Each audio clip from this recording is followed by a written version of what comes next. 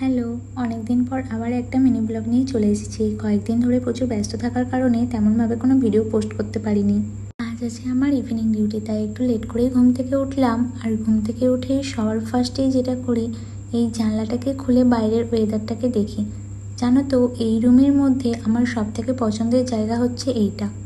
Brush করে চলে গেছিলাম কিচেনে, তারপর একটু চা বানিয়ে নিয়েছিলাম। চা ছাড়া তো আমার সকালটা চলেই না। আজকের ওয়েদারটা সকাল থেকে বেশ ভালো ছিল। চা বানিয়ে চলে এসেছি আমার পছন্দের জায়গাতে। জানো তো, আমার এই গাছপালা, পুকুর, এই সব কিছু প্রচুর ভালো লাগে, যে কারণে আমার এই জায়গাটা এত পছন্দের। তারপর আমি আমার নিজের বেডটাকে গুছিয়ে নিলাম, রুমটাও ক্লিন করে নিলাম। আমার রুমের মধ্যেও একটা অগোছালো জায়গা আছে, এই যে দেখতে পাচ্ছ।